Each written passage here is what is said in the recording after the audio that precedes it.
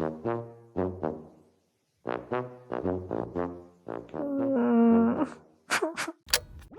right, let me tell you how we got here in the first place. So a couple of months ago, I went on a giant shopping spree on Jackson's and bought up like a bunch of Roman Szmal watercolors. I unboxed them here on YouTube. So I had a lot of opinions. Overall, they were beautiful, but I was railing and complaining about the packaging. So I never really think that anybody from these big companies are like looking at any of my videos. I mean, I'm like this nobody here on YouTube. But a couple of weeks ago, I got an email from this mysterious email address, and the name was, all capitals, Roman. So I was like, I opened up the email and lo and behold, it's a Roman Szmal himself.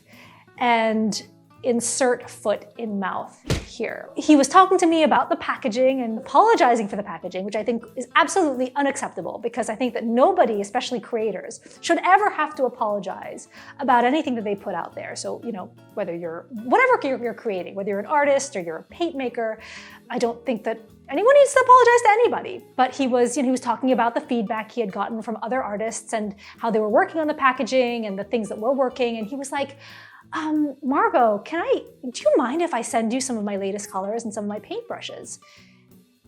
I mean, like, of course.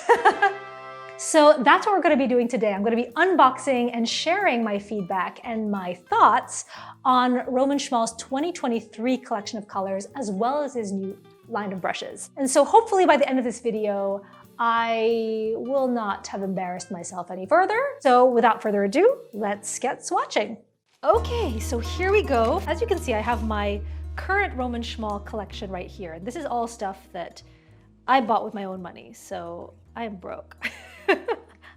I am broke because I clearly have an addiction. I absolutely love his paints. And if I haven't said this enough in other videos, I just think that they are amazing. Infomercial over. So if anything does not hit on the mark, then I will tell you how I feel. So happy to see that I do not have to use a chainsaw to get into anything today. It's all in this really nice, really straightforward kind of wrapping, and I think this is really lovely. He also sent me a selection of brushes, and I've never tried Roman Szmal brushes before. From what I've seen on Jackson's, a lot of this stuff is squirrel, so I'm anticipating a lot of very soft, very absorbent brushes. We'll get into the brushes in a little bit. I want to explore these colors first. So this is, I believe, the new 2023 collection of colors, and Mr. Szmal, I'm going to be respectful, is always formulating new colors, pigment ideas, trying to source things from suppliers that don't necessarily always service the paint industry, which I think is interesting because from my understanding, Mr. Szmal was a pigment sourcer. I don't know if that's the right word, but somebody who works a lot with purchasing pigments. And that was his entryway into the world of paints. And I don't think he was actually originally a paint man, Mr. Szmal Roman. Please correct me if I'm wrong. But yeah, he was not originally in the paint world. He was in the pigment world. And when he was sourcing pigments, I think he fell in love with the idea of being able to use pigments that are not necessarily used in the watercolor world or in the paint world in general, and to be able to offer these very unusual, very unique pigments to the artist world. So let's get these out, and I will let you know what's inside this ice cube tray. It's like an ice cube tray. All right, so we have, I mean, look at this, it's like candy. Every time I see his packaging, specifically, Roman Szmal, like Mr. Szmal, it'll be like a drinking game. Every time you hear me say Mr. Szmal, take a drink of a hot cup of tea. So we have a couple of yellows. Wow, quite a few yellows. We've got a few yellows. We've got an orange, and we'll get into exactly what that is. We've got four new reds. We have some earth tones, a violet, two violets, and we have some, wow, interesting, some grays and some blues. So let's get into what's in the yellows. So we have gamboge. Oh yes, I love gamboge. I get way too excited. Yes, I love gamboge. Love gamboge, love Indian yellow, that kind of like warm, egg yolky kind of yellow. That is so my thing. It's just like a matter of taste, so we're gonna get into that. We have anthraquinone yellow. Interesting, anthraquinone I associate very much with a red.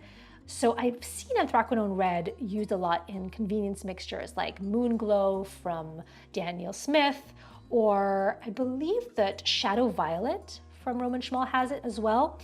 And it's, from my understanding, it's not the most light fast color in watercolors, specifically for reds. I don't know about yellows, but we'll see. But yeah, generally speaking, I think that it's not the most stable for watercolor. I think for oils and for acrylics, it's kind of a different matter altogether because the pigment is so highly concentrated and is not diluted like it is in watercolors. But yeah, I will keep moving. Azo yellow, love this color. Super transparent, amazing for glazing, amazing for layering. It just gives a lot of luminosity when you're doing just about anything. So if you have like a red apple and you want to like warm up an area of it to give it a nice pop, like it's being lit from a warm light, layering an azo yellow on top is just magnificent. Then we have nickel tungsten yellow. What is this pigment? This is PY 189. Not familiar. It looks like it's semi-transparent, very pale, kind of like a, reminds me a little bit of like a Turner yellow. Right, then we have orange. So this is bismuth orange. Never tried bismuth orange. This is a semi-transparent color. We'll get into all of these when I start swatching them, so we'll see what that looks like. Now, for the reds, what do we have? For the reds, we have raspberry red. Interesting. Huh, okay, so it looks like somewhat naphtali, maybe? I don't know. We'll see. We have, what is this? I need my glasses. I'm getting old, folks. Perylene vermilion. I love vermilion. I love perylene. So this is going to be like a love child of the two. I'm super excited for that one because I am very much a perylene everything person. Perylene violet, perylene green, all that good stuff. PR207. This is quinacridone warm scarlet. Reminds me a little bit of his Quin Cherry from the packaging, but we'll see. Let's keep this train moving. We've got perylene scarlet. So we've got two perylenes. Look at the difference between these. So we have a much warmer one here and a much cooler one here. And it'll be interesting to see how these compare to each other. All right, let's get to the violets. This looks like, okay, I'm not gonna look at the back. We're gonna see if I know what it is. It looks like a cobalt violet. Strontium violet. Oh, I don't know strontium violet. It sounds like something that you would use to strontium, like you would send this into outer space with the monkeys. I don't think they do that anymore. I really hope they don't, because it wouldn't be very nice to monkeys to send them into outer space. Okay, Aquarius violet. So Aquarius, within Roman Szmal's range, when there's the label Aquarius, it usually means that it's a formulation of pigment that is unique to him, that is not something you'll see with other paint makers, paint manufacturers. This looks insane. It looks awesome. It looks like a very granulating color, and it looks like a combination of a couple of things. PB29 from Memory Ultramarine, PV19, that's like a, what is that? Quinacridone something. PR255, and that's, what is that? It's a red, but, oh, is it a naphthol? I'm not sure. I'm not exactly sure what it is. There you go. I am displaying my incredible knowledge of pigments. Clearly, I am not the pigment formulator here. All right, next we have PR179. This is Perylene Red Deep. It's like he read my mind and knew that I'm like a Perylene girl. Natural Umber Reddish. Ooh, this is really pretty. Then we have benzimidazole, not imidazole. See, I was thinking imidazolone. No, benzimidazole brown, which is kind of like an earthy red. It kind of looks like an English red, or maybe not Pozzuoli, but kind of like an English red kind of territory. Then we have the blues. So this reminds me from the picture a little bit like is it a lapis? God, please let it be a lapis. It's a lapis. Yes! Oh my gosh. Wow, I'm like, what is wrong with me? Lapis lazuli, Afghan. So this means that this is the good stuff. This is like the caviar of paints. This is the paint that was sourced by Vermeer and by pretty much like the who's who of classical painting. Then we have phthalo blue, turquoise shade. Ooh, never tried a turquoise shade. Usually there's a red shade, there's a green shade, but I've never tried a turquoise shade. This one looks like, it looks like Lavender by Sennelier. What is it? Royal Blue Light. Yeah, so somewhat similar. There's probably a white in here. Yeah, there's a white. Oh no, there isn't. Yeah, PW6. Yep. PW6, PB29, Ultramarine, PB15-1. Is that a phthalo? I think it is. So that's a combination of a couple of different things. It'll probably be somewhat opaque, semi-transparent, semi-opaque. No, semi-opaque, not semi-transparent. And then 3 grays, and this is kind of where I'm like, it's not, because of what I'm seeing here. It's more that I'm generally not a gray person because I like to mix my own grays. I'm not a black person, I'm not a gray person. But yeah, we'll see what's in here. This is Urban Gray, so it looks like it granulates a little bit, which might be very useful because I like granulating colors. That's the only exception I make for blacks is if it granulates, because then I can make some interesting mixtures with it. And then we have, what is this? Graphite, also kind of a color that, this is just where it falls into a matter of personal preference. I don't paint grays. I'm like, I wish you could see like what's on my back wall here. I am like the color girl. I am just like, I love bold, expressionist, like very vivid colors. So I'm not somebody who's gonna be like in the grayscale kind of family. It's just not my thing personally.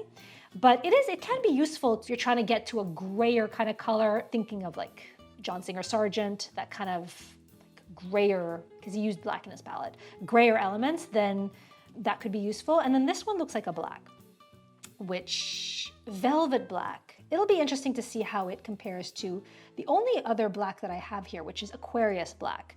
This is kind of going to be like in my, I don't know, kind of side. But we'll try it all out and we'll see what we think.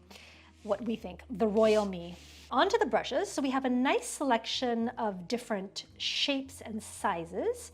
So I'm going to go from, I don't know, let's go large to small, I guess. So first we have an oval wash. Now this is a 3/4 inch. I don't know if this is synthetic, or I think this is synthetic. And so we call this brush a cat's tongue because it kind of, I don't know if cats actually have tongues that look like this, but it has its name because of that. This is a pure squirrel. Yeah, this is definitely natural. This one you can definitely tell. And I wet it a little bit so you can see it's holding a nice point. Then we have this one. I don't actually own one of these yet. And this is known as I don't know if this is the official name of it, but it's kind of a combo brush. On the outside is a kind of bristle like squirrel or like a synthetic squirrel that holds a lot of water. And inside, kind of like if you were to insert bristles in the middle of a donut, you have, as you can see, there's like a different type of hair coming out in the middle. And this is, typically I've seen this as being like a Kolinsky or sable. I think this is synthetic in the middle because of the bright orange kind of color. The idea here is you get a little bit of the best of both worlds. So if you're doing like a big areas, but if you want to switch gears and kind of get to a fine tip, I'm just gonna wet this brush, then you get an incredibly sharp tip here for those details. Next is, what is this? This is Black Pearl. Hold on, let me grab my water. I'm just gonna wet it a little bit. And a little pro tip here is if you're buying a brush from a store, usually it comes with some sort of like a coating on the outside and it's very hard. You never wanna just like bang that or like crush it with your fingers. You wanna just soak it in some water and just tap it for a little bit and let that coating dissolve. And then it'll just be a much safer way to get that off your brush without damaging it. And funny enough, I could already tell when I was dipping it in that this is a natural hairbrush because when I'm gonna see if the video can pick it up here, it splays out. So I don't know if you see it right here, but you see how it's like it's like puffing out? That's an indication that it's a natural hairbrush. So again, I think this is, what is this, like a black squirrel or some sort of natural fiber. And then the last one, this is a synthetic squirrel, extra large. And yeah, you can see right here, it's like you've got like that coating on. So I'm not going to try to crush this. I'm gonna stick it in the water and just wait a couple of minutes, just stir it around. And you can even give it like a light press or even try to like press it a little bit with your fingers to get that coating off. But you never wanna go in there with like a brush that's been formed into that point and just like smash it because you're just gonna ruin a perfectly good brush. And yeah, look at that. You can see that this one is synthetic because it's not doing that funny flare that, is it this one? Yeah, look at that. It becomes like a little puff ball. Do you see that? Hold on, let me see if I can. Look at the little puff ball. Puff ball. No puffball. All right, that's enough playing around with brushes. Let's get a piece of paper and I'm gonna start swatching these. Actually, no, you know what? I'm gonna start unwrapping. So let's unwrap. I'm gonna put this video in fast forward so as not to bore everybody.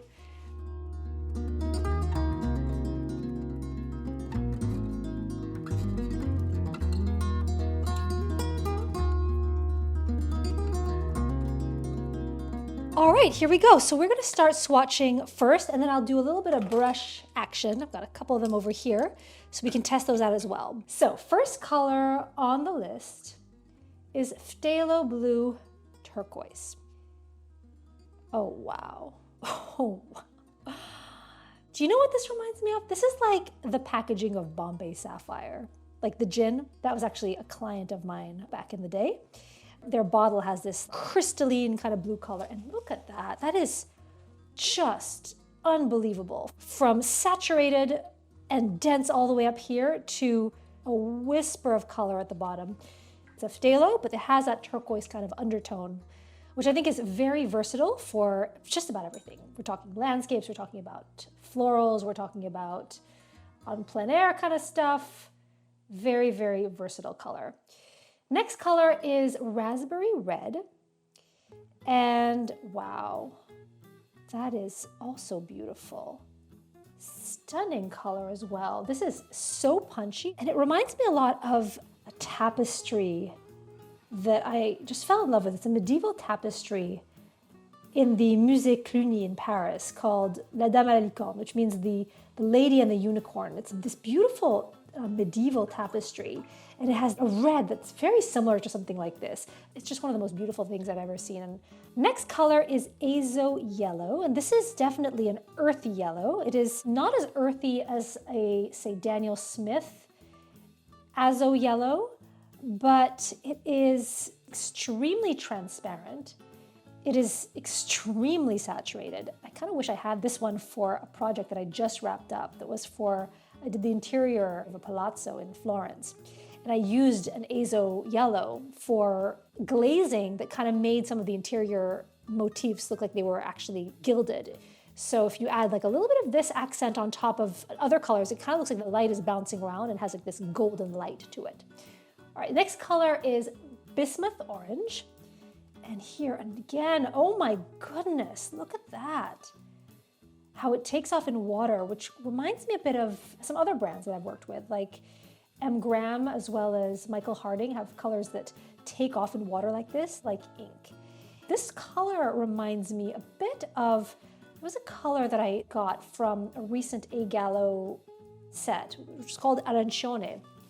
And this one reminds me a little bit of that. Not as brown as that, but it has a bit of that turmeric-y kind of granular quality. And this is reminding me a lot of earthenware from Greek antiquity. So like amphoras and these beautiful orange urns and things like that, I'm gonna put a picture here so you know what I'm talking about. But it reminds me of a color very much like this, a very earthy kind of color.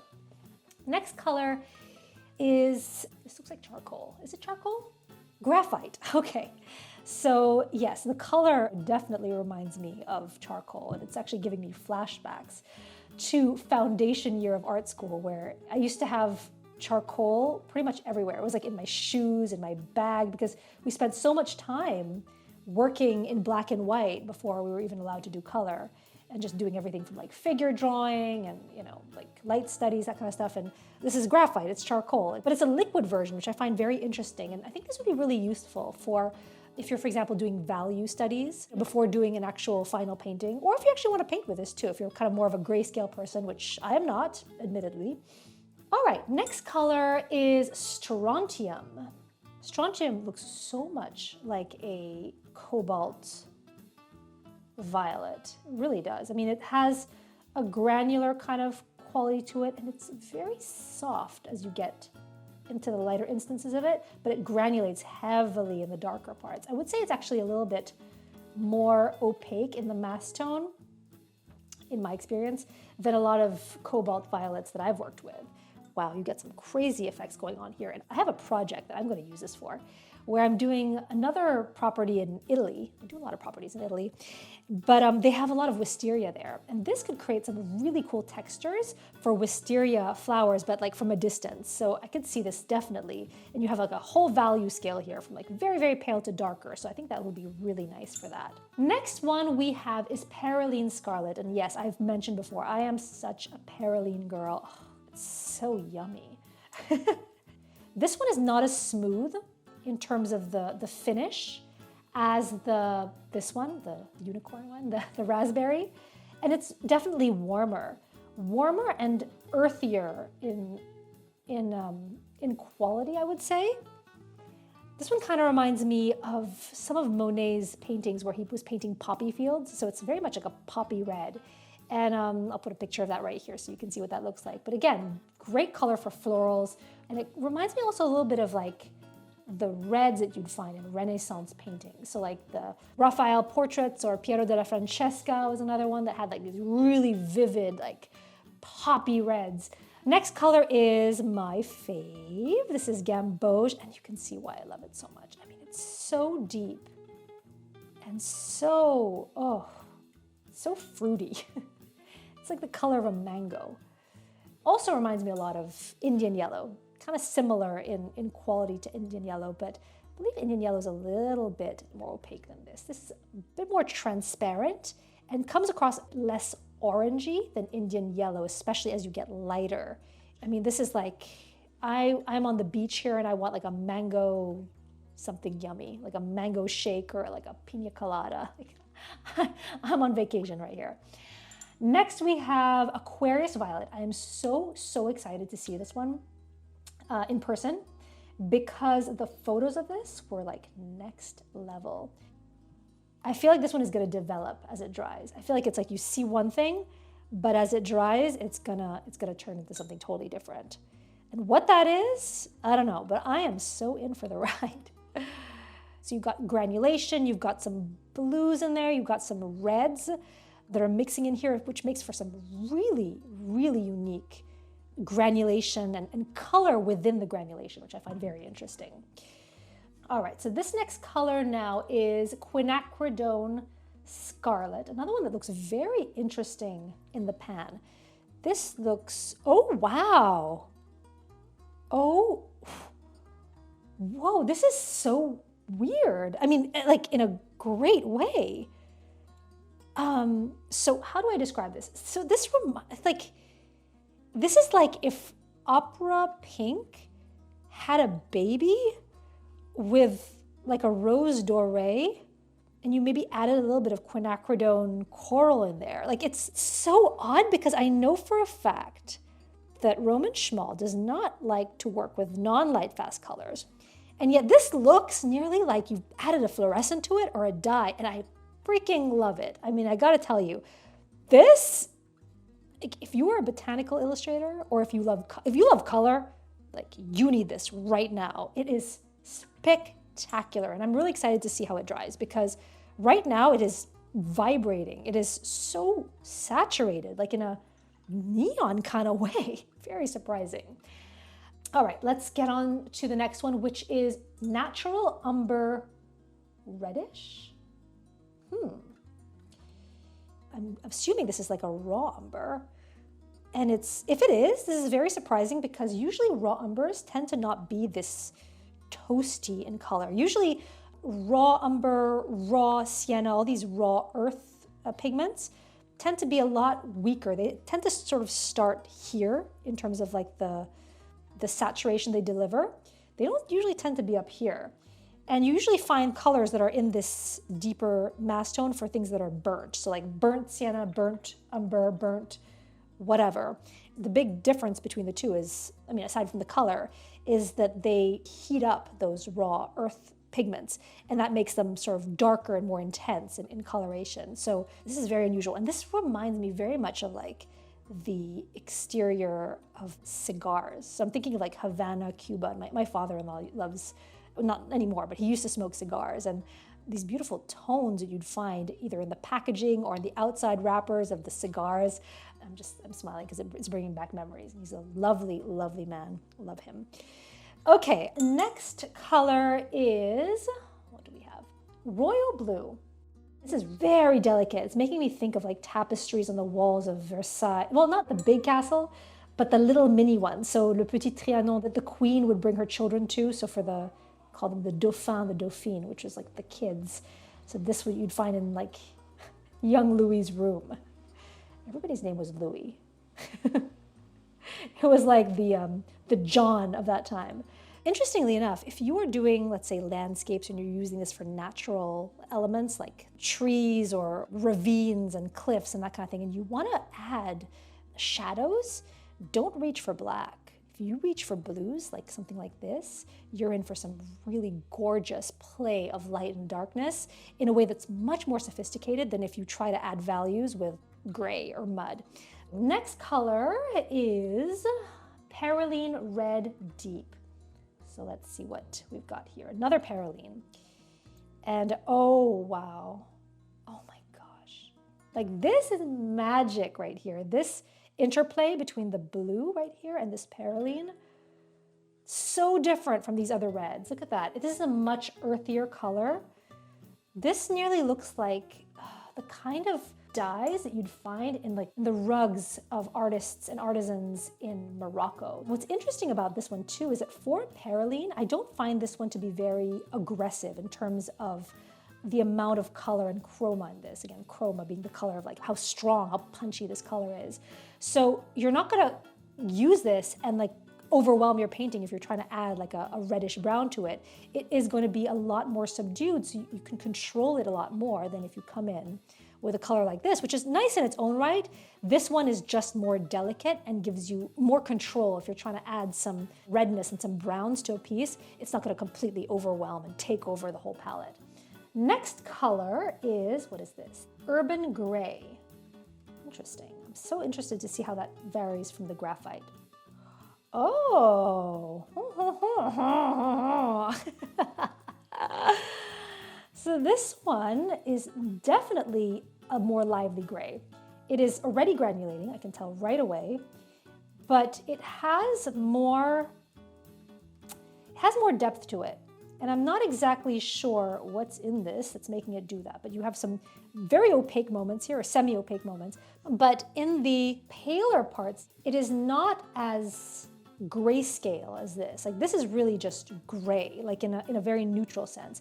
This one has some warmth to it, and I think that it's going to make it a lot more universal and easier to work with than something like this, which will, it'll dull down your painting.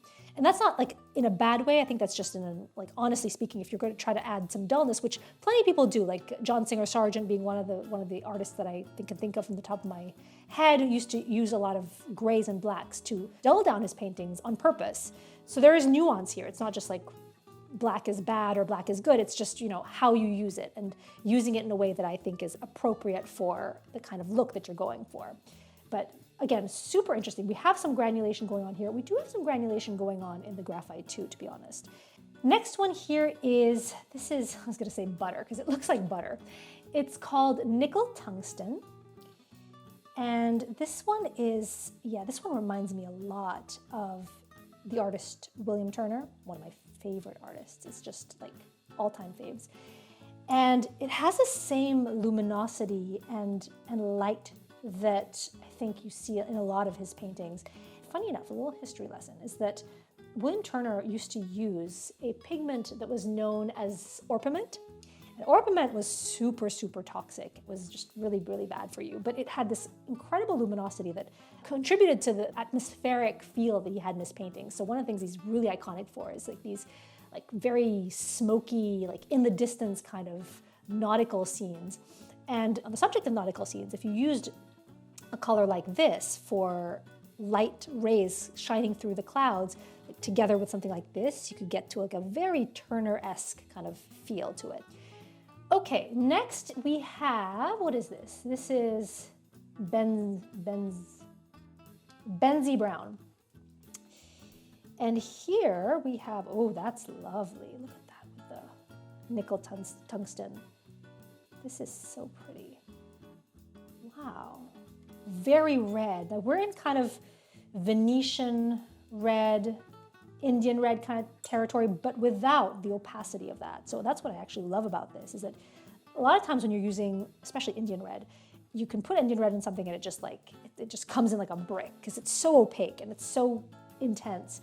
But this kind of gets you to that similar coloration, but preserves the lightness, the airiness, and the luminosity of the paper, which I think is really nice. And there's definitely a role for this in a lot of paintings that I do, because I morph between a lot of different styles, a lot of different things. But this one I think will be, it might not look like the most exciting color next to maybe the more, wow, like poppy ones like that. But this one I could see being very much like a workhorse color. So next we have lapis. Are we ready? Ooh, I'm excited. Okay. All right, here we go. Oh, I mean, this is the good stuff. And for people who are looking at this and going like, well, it's blue, and how is it different from that? There's just this amazing quality to it that makes it's vivid, and yet it's soft. It's earthy, but it's not too earthy. It's not electric. It's just extremely sophisticated. And this is really just, historically speaking, this was more expensive than gold, especially the Afghan kind like this. And this is stunning. And if I were to compare this to another brand, I'm just going to come out with it and say it, Daniel Smith's, which is not so good. This one really delivers in terms of saturation without getting opaque, because I don't like my lapis being opaque, but I like it being able to get deeper in tone. And this is the blue of the girl with a pearl earring. This is the blue of most Madonnas, most Virgin Marys, most rich people in all the paintings, because you really had to be rich to be able to commission somebody to like paint something with this color. So there's that. All right, so next we have Perylene Vermilion, another Perylene. I am having such a treat with these Perylenes. And this one actually reminds me a lot. I mean, the color is vermilion. And I don't know if most people know the story of vermilion, but vermilion came as a replacement for a pigment that was actually extremely poisonous, which was known as cinnabar. It's actually a mineral. And it was used in antiquity. It was used in China for their lacquerware. It was used throughout history for a lot of different purposes. But the big problem with cinnabar was that it was extremely poisonous. And there was nothing else to color things in this red. So it was prized by so many different cultures, from China to Italy, and people used it for everything from wallpapers to, no joke, lipstick. But they had to replace it because people realized that they were getting sick and dying. And what they were able to come up with was the vermilion that we have today. The reason why I'm mentioning all this is that this particular color looks like the original cinnabar. It has a very specific color to it, and I wanted to point that out. I'm going to put a picture of what that looks like here on some of those traditional Chinese lacquerware. It's just sumptuous. It's really, really gorgeous. And this really just captures it for me. So a little side story there about cinnabar, because I love that color, and it's just such a romantic, beautiful story. Aside from the obviously death and poison part, but I digress. Next color, we have velvet black. And so this one is quite dense. Does it granulate? I'm not exactly sure, but this velvet black is it definitely has a cooler temperature to it. Interesting. Not something that I'm going to use a ton of, to be totally honest with you, because it's just, black is not my thing, unless it granulates, and we will see if it does, but I don't think that this one does, so this is not so sure about this one. It's just personal preference. All right, and then the last color is anthraquinone yellow. This one looks like, in the pan, it looks like marigold, like the color, the flower marigold. But let's put this next to the black and see what happens. And oh, it's so funny. It is so funny because color has the ability, to me anyway, to really conjure up a lot of memories and a lot of emotion. And when I see this particular yellow, especially next to the black, I am immediately taken back to New York City. And I'll tell you why. This yellow is like New York taxi cab yellow, but that's not the only reason. When I see it next to the gray over here, or the black, I am transported back to when I used to work in the city and, going out for dinner after a long day's work and being in Soho, and you're on the pavement and you've got the city being like all, gray, and it's nighttime, and you call a cab and the cab arrives and it's this like vibrant yellow. And I feel like right here, this gray and this black and this yellow, to me, that's New York City on a Friday night after dinner at Blue Ribbon, one of my favorite places to go. All in all, it's just gorgeous, gorgeous selection of colors. Let's move on to the brushes real quick, just so we can run a little test on that. I will pull this off the block, if I can find my bone folder. Oh, here it is.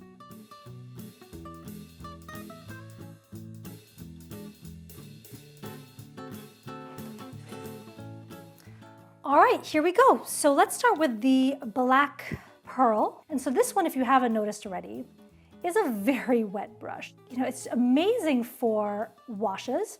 Not necessarily the larger washes, because this is, relatively speaking, a smaller brush. But let's say you were doing a landscape and you were creating an object within that landscape that you wanted to fill in with a wash. Look at that, I'm still going. This would be a great one for smaller objects. So for example, like a house or a tree, and you want to create a wash inside of that object. This one would allow you to do that really, really well. Something to point out with this, though, is that it does not have a pointed tip, relatively speaking. It is not the sharpest brush in the world, which is fine because there's a purpose for everything. All right, let's go to the next brush, which is the 911. And this is the one with the combo bristles. So the one where the outside bristles are more absorbent and the inside is a little bit sharper. And so what that'll give you is the mileage to keep going. So as you can see, I can create these very long, sinuousy curves. And because the outside reservoir is so moist, it's giving that center portion the ability to go a lot farther without having to re-wet. And also the length of these bristles makes them much better for long strokes. So you're gonna get a lot less jitter in something like this than a shorter brush. So then the next one that we have is the extra large synthetic squirrel. This one is really your background maker. So if you're doing large washes, this one will get you there. I have noticed that it is less absorbent than the squirrel counterpart. However, it is more snappy. So if you're somebody who likes a brush with a lot of snap that comes back to its original shape very, very quickly, no matter what you do and how much pressure you put on there, then this is a brush that you would enjoy. In comparison, the large Pure Squirrel by Roman Szmal, which is a natural brush, to me this one holds more water. It is not vegan, I will point that out, but it is not as snappy as the other one. And it's really not a question of whether that's good quality or bad quality or whatnot. It's really just a matter of personal preference and what you're actually using it for. So for example, you're doing a very broad background and you want to be able to cover your page really quickly with a lot of pigment, then I don't think that you can get any better than this. And it does come to a very fine point. So unlike this one, the Black Pearl, the large squirrel can come to a much sharper tip. And then last but not least is the 3/4 inch oval wash. This one is definitely a brush style or shape that is sought out very much by floral artists and botanical illustrators and that kind of thing, because it has a shape that is very much like the kind of shape that you would find on a petal. So you can create these very long almondy-like shapes. So what you do is you leverage the natural shape of this brush to help you create the illusion of flower petals. So it is a brush that I think is very helpful if you're into that kind of subject matter, specifically also the loose kind of floral illustration kind of style, which I admittedly am not really that much a part of. In terms of other things that you could use this for, it's a little bit trickier for other things, but you could obviously use this as a regular old wash, although you will get a pointy edge, which, you know, may or may not be a desired effect, depending on, you know, what you're painting. But I would just watch out for that tip because it might get a little awkward, especially in the corners. So I hope you enjoyed this video and that it gave you a nice little preview of Roman Szmal's 2023 colors. And if you haven't yet seen it and you want to check out how I got into this whole world to begin with, then I will link this other video that I created on the first unboxing that I ever did of Roman Szmal's paints. As always, thank you so much for watching and for joining me on these videos. I'll see you next time. It's getting late. Bye.